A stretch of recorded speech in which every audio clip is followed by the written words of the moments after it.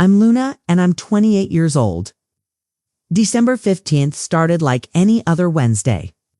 I was sitting in my tiny apartment after finishing my shift at the coffee shop, still wearing my apron because I was too tired to change. My phone buzzed on the kitchen counter. It was a text from my mother. Luna, we've decided it's best if you don't come home this year. Your brother Ryan and his family need the space, and honestly, we think it would be less stressful for everyone. Read it once, then twice, then 3 times. Each time the words hit harder. Less stressful for everyone. I felt something crack inside my chest, like ice breaking on a frozen lake. My hands started shaking so badly I had to put the phone down. For a moment, just stood there in my cramped kitchen, staring at the pile of wrapped Christmas presents on my couch. Red and green paper. Careful bows. I had spent weeks picking out the perfect gifts for everyone. A cookbook for Mom because she mentioned wanting to try new recipes. A tool set for Dad because his old one was falling apart. Toys for Ryan's kids because I'm still their aunt, even if I barely get to see them. And for Ryan and his wife Jessica, I bought an expensive photo frame, the kind I couldn't really afford but bought anyway, because that's what I always did.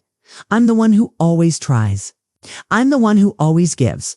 My apartment is small. It's 1 bedroom, peeling paint on the walls, a heater that barely works.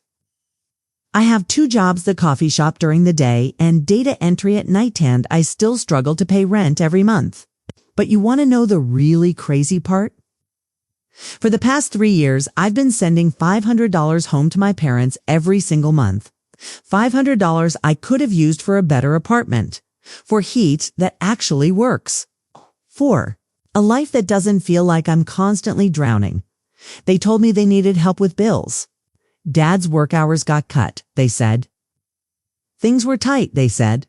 And I believed them. I always believe them. So I sent the money without question, every month, like clockwork. I ate ramen for dinner. I wore the same 3 outfits to work. Walked everywhere to save on gas. But I never missed a payment, 'cause they're my family. And that's what you do for family, right? My brother Ryan is 31. He lives at home with Mom and Dad, rent-free his wife Jessica and their 2 kids. Live there too. 5 people under my parents' roof, and not one of them pays a single bill. Ryan hasn't kept a job for longer than 6 months in his entire adult life. But somehow, that's okay. That's always been okay, because Ryan is the golden child. He always has been. I remember being 10 years old, bringing home straight A's on my report card. Mom glanced at it and said, "That's nice, dear," before turning back to the TV. But when Ryan passed 7th grade math with a siminess, they took him out for ice cream to celebrate. They hung that report card on the fridge like it was a masterpiece. I put myself through college, worked 3 jobs, graduated with honors. They didn't come to my graduation because Ryan had a job interview that day. An interview for a position he didn't get. And didn't want anyway. But I kept trying. I kept giving. I kept hoping that one day they would see me. Really see me. And now this. Don't come home for Christmas. I looked at those presents on my couch. Again, I had saved up for months. I had a bottle of wine hidden in my closet that I was going to bring to Christmas dinner. I had news I was going to Shirai, finally got promoted to supervisor at the coffee shop. More money, better hours. I was so proud. I was going to tell them. Thought maybe, finally, they would be proud too. But I wasn't invited anymore. 'Cause Ryan and his family needed the space in the house I helped pay for. I sat down on my couch, right next to those stupid presents, and I cried. Not pretty crying. The kind of crying where you can't breathe, where your whole body shakes, where you realize that no matter how much you give, it will never be enough. But I didn't know yet that in 3 days, everything would change, because in 3 days, my parents were going to receive a photograph that would destroy their perfect little fantasy, and I was going to be the one who sent it. The night after that text, couldn't sleep. I kept staring at my ceiling, watching shadows move across the cracks in the plaster. My mind kept dragging me back through every memory I'd tried so hard to bury. I was 7 years old the first time. I realized I was invisible. It was my birthday. Party or it was supposed to be. Mom had made a cake, chocolate with vanilla frosting, my favorite. But halfway through singing happy birthday, Ryan started crying. He was 4. He wanted the first piece of cake. Not a piece. The first piece, my piece. And Mom cut it for him. Luna, sweetie, you understand, right? He's little. You're such a good big sister. She smiled at me like I'd done something wonderful by watching my baby brother blow out my candles and eat my cake. Everyone clapped for him. I stood there in my birthday dress, smiling, because that's what good girls do. Good girls don't make a fuss. I learned early that love in my family was conditional. And I was never enough to meet the conditions. When? I was 16. I won a statewide science competition, full scholarship to a summer program at a real university. I ran home with the acceptance letter, practically flying. I burst through the door, waving the paper, shouting, "Mom! Dad! I won! I won!" Dad was on the couch watching football. He glanced up for half a second. "It's great, Luna. Can you keep it down? Game's on."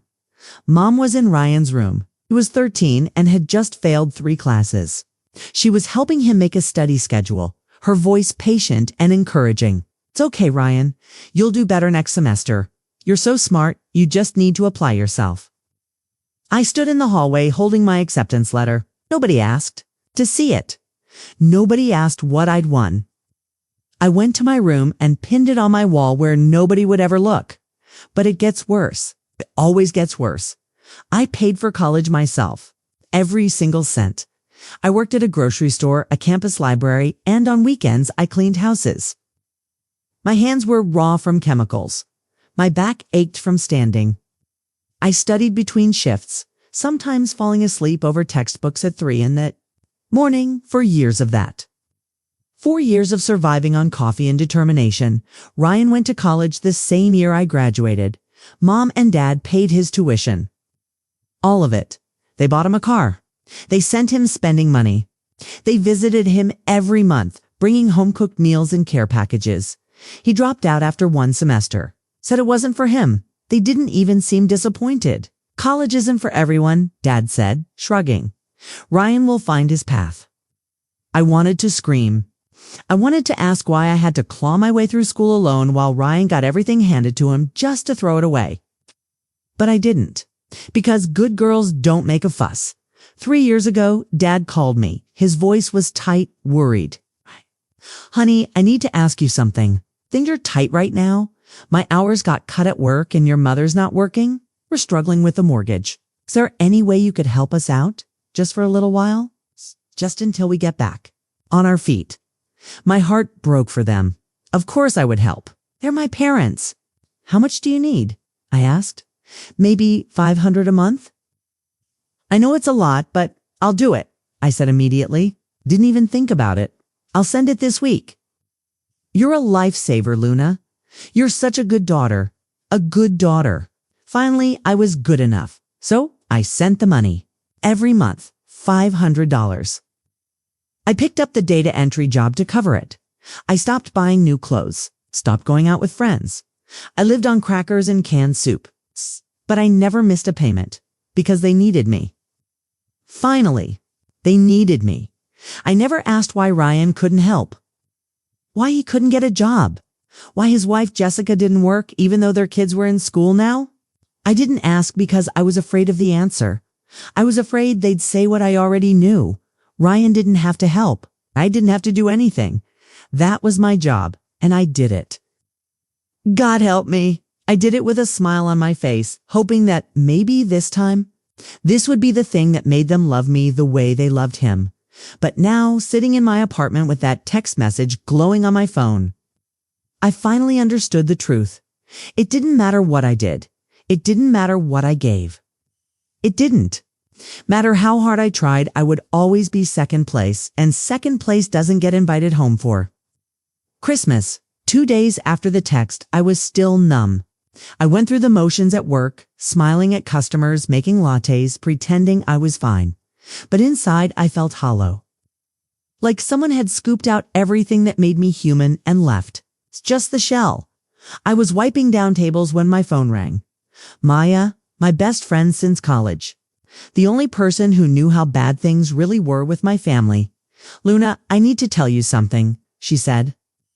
Her voice was tight, uncomfortable. I saw Jessica today at the Sterling. The Sterling. That's the most expensive restaurant in our town. The kind of place where dinner for two costs $300. The kind of place I've never been able to afford. Kay, I said slowly. So, Luna, she wasn't alone. She had shopping bags, like designer shopping bags. Louis Vuitton, Gucci. I'm talking thousands of dollars worth of stuff. And she was laughing with some other women, showing off this new bracelet, saying, Ryan, surprised. Her with it for their anniversary. My hand tightened on the phone. That's nice for them. Nice. Maya's voice rose. Luna, your parents told you they're struggling. You've been sending them $500 a month for 3 years? That's $18,000. And Ryan's wife is shopping at Gucci? The table I was wiping suddenly felt too solid, too real. Everything else felt like it was spinning. Maybe. She saved up, I whispered, but even I didn't believe it. There's more, Maya said quietly. I've seen Ryan driving around in a brand new truck, black Ford F-150. I looked it up. Those things cost at least $50,000. Luna, where? Is that money coming from? I couldn't answer. My throat had closed up. That night, I did something I'm not proud of. I drove to my parents' house, not to visit, just to see. I parked down the street where they wouldn't notice my car, and I watched. The house was covered in Christmas lights. Not the simple kind we had growing up, expensive ones. It's the kind that flash and dance and probably cost hundreds of dollars. Through the living room window, I could see new furniture. A massive flat-screen TV. Everything looked perfect, beautiful, like a Christmas card. Ryan's black truck was in the driveway. Brand new, gleaming under the streetlights. I sat there in my 12-year-old car with the broken heater, wearing my coffee-stained work clothes, and something inside me finally snapped. They weren't struggling. They were never struggling. My $500 a month wasn't going to mortgage payments or utility bills. It was going to Ryan, to his truck, to Jessica's shopping sprees, to the life they wanted but refused to work for. And I had paid for all of it. I thought about every meal I'd skipped, every time I'd walked instead of driving to save gas, every winter night I'd slept in layers because I kept the heat low to save money. Every single sacrifice I'd made for this. For them, I drove home in a daze. My hands were shaking so badly I could barely hold the steering wheel. When I got back to my apartment, I just sat in the darkness staring at nothing. Then I remembered something. Years ago when my parents got their first smartphones, they were completely lost. They didn't understand cloud storage or sharing or any of it. So I set everything up for them. Their email, their photos, their backup system, and I never removed my access. My laptop was on my coffee table. I opened it. My fingers moved without. Thinking, I logged into the family cloud account, and there it was. Everything photos from last month. Ryan and Jessica on a beach. Palm trees, crystal blue water. The caption read, Hawaii anniversary trip. Best surprise ever. Thanks, Mom and Dad. Hawaii. They went to Hawaii. I scrolled further. Photos of Jessica's shopping trips. Ryan's truck from every angle. The kids' new expensive toys. A receipt that had accidentally been photographed in her at the Sterling. It's $437. And then I found the family group chat. The one I didn't know existed. It's the one I wasn't part of. My mother's message from 2 weeks ago. Don't tell Luna about the Hawaii trip. She'll just make it about her and ruin it with guilt. Ryan's response, Mom, you worry too much. Luna's fine. She doesn't need to be here for Christmas anyway. More room for the kids, Jessica added. Honestly, it'll be nicer without her. She always looks so miserable. Total mood killer. Mom replied with a laughing emoji. You're right. Settled then. I'll tell her not to come. I read those messages 10 times, 20 times. I read them until the words burned into my brain. Total mood killer. She always looks so miserable. I looked miserable because I was working myself to death to pay for their vacations. I sat back, my whole body was shaking. But this time it wasn't from sadness. It was rage. Pure, clear, burning rage. And for the first time in my entire life, I wasn't going to swallow it down. I wasn't going to be the good daughter. I wasn't going to smile and pretend everything was fine. I was going to make sure they understood exactly what they'd done. I started taking screenshots, every single message, every photo. Evidence didn't lie, and neither would I not anymore. I didn't sleep that night. I couldn't. I sat at my laptop until sunrise, downloading everything. Every photo. Every message. Every cruel word they thought I'd never see. My hands moved mechanically, clicking and saving, but my mind was somewhere else. I kept thinking about a specific memory. I was 12. Orion was 9. We're at the grocery store with Mom, and I asked if we could get the cereal I liked. It's just once. It was $2 more than the store brand. Luna, we need to be careful with money, Mom said, shaking her head. We can't waste it on expensive cereal. But in the same trip, she bought Ryan a $20 toy he saw in the checkout line because he smiled at her, 'cause he asked. I never asked for anything after that. Now, staring at photos of their Hawaii vacation, I realized something that made my stomach turn. The trip cost at least $5,000, maybe more. That was 10 months of my payments. It's 10 months of me eating rice and beans for dinner. It's 10 months of walking to work in the rain because I couldn't afford to fix my car. I opened my banking app and scrolled back. 3 years, 36 payments. $18,000. $18,000 that could have changed my life.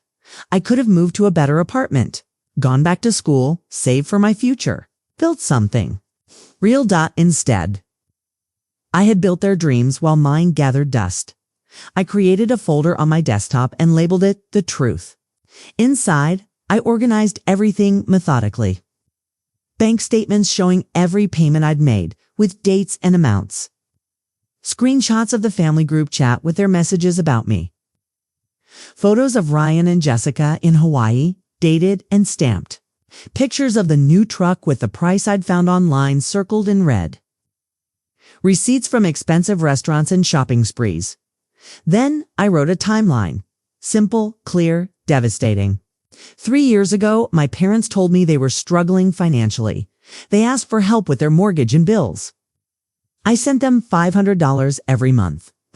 I never missed a payment. During this time, Ryan and Jessica took a vacation to Hawaii. Ryan purchased a $50,000 truck. Jessica spent thousands on designer clothing and accessories. My parents installed expensive Christmas decorations and bought new furniture and electronics. I was told not to come home for Christmas because I would be stressful and a mood killer. Am I? Hands were steady now. The shaking had stopped. I felt cold. Focused, like ice forming over a deep wound. But I didn't send it yet, because I knew my parents. I knew if I sent this directly to them, they'd make excuses. They'd twist it. They'd make me the villain somehow. They were good at that. They'd had 28 years of practice. I needed someone who would actually listen, someone who would see this for what it was. Aunt Caroline. My father's older sister, she lived in Boston, 3 states away. We didn't talk often, but whenever we did, she was kind. Really kind. Not the conditional kindness I got from my parents. It's at family gatherings. She actually asked about my life. She remembered my birthday. Once, when I was in college, she sent me a $100 bill in a card with a note that said, "Buy yourself something that makes you happy." I still had that card. It was 4 a.m. when I finished the email to her. I attached all the evidence, every single piece. Then I wrote, "Aunt Caroline, I need you to know the truth about what's been happening. I'm not asking you to fix this. I'm not asking you to take sides. I just need someone in this family to see me, to really see what they've done. I've attached proof of everything. Read it when you're ready. I'm sorry to burden you with this, but I have nobody else. My finger hovered over the send button. Once I did this, there was no going back. This would blow up my family. This would destroy the illusion of peace they'd all been living in. But what about my peace? When did I get to matter? I clicked send. The email whooshed away into the darkness. I closed my laptop and sat in the gray light of dawn, feeling strangely empty. Not relieved, not satisfied. Just empty. My phone rang 2 hours later. Aunt Carolyn, her voice was shaking. Luna, honey, I just read everything. Oh my God, Luna, I had no idea. I'm so sorry. I'm so incredibly sorry. And that's when I broke. Not angry crying, not frustrated crying, the kind of crying that comes from somewhere deep and ancient, the kind that hurts your ribs, because someone finally believed me. Someone finally saw. They threw you away, Aunt Caroline whispered. They threw you away like you were nothing, and you gave them everything. Luna, this is not okay. This is abuse. Financial abuse. I'd never heard anyone say it out loud before. Abuse. The word hung in the air. The whole family is coming to their house for Christmas dinner in a week, Aunt Caroline said quietly. Your Uncle Tom, your cousins, everyone. Do I have your permission to show them this? Do I have your permission to make sure everyone knows the truth? My heart pounded. This was it. The point of no return. Yes, I whispered. Show them everything. Right. Luna, what are you going to do? I looked at the presents still sitting on my couch, then at my laptop, then at my empty apartment. I'm going to make sure they never forget what they lost. I went to work the next morning like a ghost. Made coffee, smiled at customers, counted change. But inside, I was planning. For the first time in my life, I wasn't thinking about what they needed. I was thinking about what I deserved. That evening, I sat down and did something I should have done 3 years ago. I canceled. The automatic payment to my parents, $500 a month, gone. Just like that. My finger hesitated over the confirm button for only a second. Then I thought about Jessica laughing at the Sterling, about Ryan's truck, about my mother's message. Total mood killer. I clicked confirm. Then I went to the post office. I had printed everything. The bank statements, the screenshots, the photos, all of it organized in a neat folder. I added one thing. Aunt Carolyn hadn't seen my own letter. I wrote it by hand. My handwriting was shaky, but I needed them to see it came from me. Really me, Mom and Dad, for 3 years, I sent you $18,000 because you said you were struggling. I wore the same worn-out clothes. I ate the cheapest food I could find. I worked myself sick because I thought you needed me. I thought I was helping my family. But I wasn't helping you survive. I was funding Ryan's life while you erased me from yours. I know about Hawaii. I know about the truck. I know about every expensive dinner, every shopping trip, every luxury you enjoyed while I froze in my apartment because I couldn't afford heat. I saw the group chat. I read what you really think of me, that I'm miserable, a mood killer, not worth a seat at the Christmas table. You're right about one thing: I won't be there for Christmas. But not because you uninvited me, because I'm done. I'm done being invisible. I'm done being the backup plan. I'm done paying for a family that never wanted me in the first place. This is the last money you'll ever get from me. Actually, this is the last anything you'll ever get from me. I hope Ryan's family enjoys the space. Merry Christmas, Luna. I sealed it in an envelope, paid for priority mail. It would arrive on Christmas Eve morning. Perfect timing. The woman at the post office counter smiled at me, sending Christmas cards. Something like that, I said. Walking back to my car, I felt lighter. Like I'd been carrying a backpack full of rocks for 28 years and I'd finally set it down. That night, Aunt Caroline called again. I talked to your Uncle Tom and your cousin Rebecca, she said.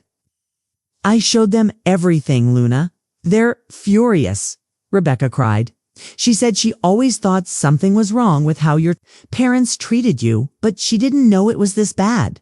What did they say? My voice cracked. They want to confront your parents at Christmas dinner. In front of everyone, your grandmother, your uncles, all the cousins. Everyone who's been watching this happen for years and saying nothing. My heart hammered. That's a lot. You've been quiet for 28 years, sweetheart? Maybe it's time someone was loud for you. I closed my eyes, imagined it. My whole family gathered around the table. The turkey, the decorations, Ryan's kids running around. Everything perfect and pretty on the surface, and then the truth dropped right in the middle like a bomb. "'Kay?" I whispered. "Do it." "There's one more thing," Aunt Caroline said carefully. "Rebecca mentioned that her company is looking for someone with your skills. Better pay, real benefits. It's in Boston, near me. She said if you wanted a fresh start away from all of this, the job is yours. Boston, 3 states away. A new city, new job, new life. Away from parents who never wanted me. Away from a brother who took everything. Away from the ghost of the daughter I kept trying to be. I'll take it," I said. No hesitation this time. "When can you start?" "After Christmas." I said, "I want to be far away when everything explodes. I don't want them to find me. I don't want them to call me crying and begging. I just want to be gone." "I'll help you pack," Aunt Caroline said softly. "You're not alone anymore, Luna. Not anymore." That night, I started boxing up my apartment. I didn't have much. My whole life fit into 10 cardboard boxes. But for the first time, I was packing to move towards something. Not away from pain. I picked up the Christmas presents from my couch. The cookbook, the tools, the toys, expensive picture frame. I'd spent so much money on these. Money I didn't. Have I drove them to a donation center and left them in the night drop box? They didn't deserve my gifts. They never had. On December 24th, Christmas Eve morning, my phone started ringing at 8 a.m. Mom, I didn't answer. Dad ignored Ryan. Blocked. They'd gotten my letter by noon. I had 43 missed calls. I was already halfway to. Boston Aunt Caroline's apartment in Boston had a guest room with a window that looked out over the city. Real heat. Warm blankets. She made me tea and didn't ask questions when I cried for 3 hours straight the day I arrived. Christmas Day, my phone wouldn't stop. I'd blocked my parents and Ryan, but they found other ways. Emails, Facebook messages. They even got my work email somehow. Each message was a different flavor of desperation. Mom, Luna, please, there's been a terrible misunderstanding. We can explain everything. Please call us, please. Dad, you're being unfair. We're your family. How could you embarrass us like this? Ryan, you're such a drama queen. So what if we went on vacation? You're acting like we stole from you or something. That last one made me laugh. It's a bitter, broken sound. They still didn't get it. But then Aunt Caroline came into my room, her phone in her hand, her eyes wide. It happened, she said quietly, at dinner. Uncle Tom brought printouts of everything, put them right on the table next to the mashed potatoes. Tell? Me, I whispered. She sat beside me. Your mother tried to play it off, said you were exaggerating, that you misunderstood. But then Grandma picked up the bank statements. She looked at every single payment.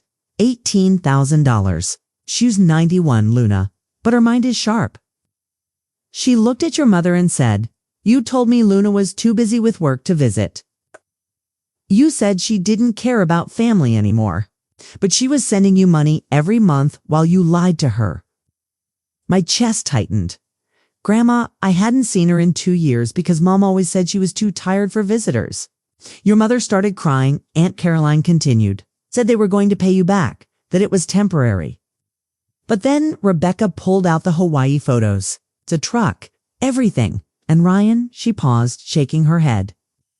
Ryan actually said Luna could afford it. She doesn't have kids. What else would she spend money on? I felt something crack inside me. After everything, That's what he thought. That I existed to fund his life. Uncle Tom lost it, Aunt Caroline said. Told your parents they should be ashamed that they exploited you. Half the family walked. Out, your grandmother left with them. She told your mother she didn't raise her to treat her own daughter like an ATM. What about Mom and Dad? They sat there in shock. The house cleared out in 15 minutes. Apparently, Jessica started yelling that this was all your fault for airing private family business. That you'd ruined Christmas. I'd ruined Christmas, not them. Me. Good. I said, and I meant it. I hope it was the worst Christmas they ever had. 3 months passed. I settled into my new job. It was everything the coffee shop wasn't respectful, well-paid with coworkers who actually remembered my name. I got a small apartment with heating that worked and windows that didn't leak. I bought myself new clothes, real food. I started saving money for the first time in 3 years, and it felt like breathing after being underwater for 28 years. My parents kept trying. The emails evolved, first defensive, then angry, then finally desperate. Mom's email from February. Luna, we're struggling. Without your help, we can't make the mortgage payment. Your father's hours are really cut now. We need you, please. We're sorry. We'll do better. Please help us. We're your parents. Looking for the apology. Looking for the apology. Looking for acknowledgement of what they'd done. All I found was another request for money. I hovered over the reply button. Part of me, the little girl who just wanted her mommy to love her, wanted to help. Wanted to fix it, but I wasn't that little girl anymore. I deleted the email. In March. Got a message from a cousin I barely knew. She told me Ryan had to get a real job. Construction work. He hated it. Jessica was working retail. They'd moved. Out of my parents' house into a tiny apartment. Mom and Dad had to downsize, sell the new furniture, cut back on everything. I felt nothing. No satisfaction, no guilt. Just nothing. But then Aunt Carolyn took me to dinner one night to a nice restaurant I could actually afford now. Over dessert, she said, you know what I'm proud of? If you didn't do this for revenge, you did it to save yourself. What's the difference? I asked. Revenge is about making them hurt, she said. What you did was about stopping your own pain. You didn't scheme to destroy them. You just stopped letting them destroy you, and the truth did the rest. She was right. I didn't want them to suffer. I just wanted to be free. April brought one final email. Mom, again. Luna, I understand now. I understand what we did to you. I understand we've failed you as parents. I'm not asking for money. I'm asking for forgiveness. Can we talk, please? I stared at that email for a long time. Maybe one day I'd be ready for that conversation. Maybe one day I could hear their apologies and decide if they were real, but not today. Not when I was finally learning what it felt like to be valued, to be seen, to matter. I closed the email and looked around my apartment. At my life, the one I'd built without them, and I smiled. Because here's what I learned. Sometimes the best revenge isn't making them hurt.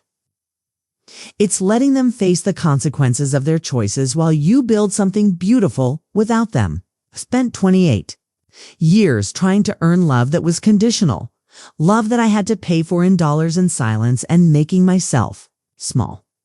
Now I spend my energy on people who value me just for existing. My parents lost their ATM, their reputation.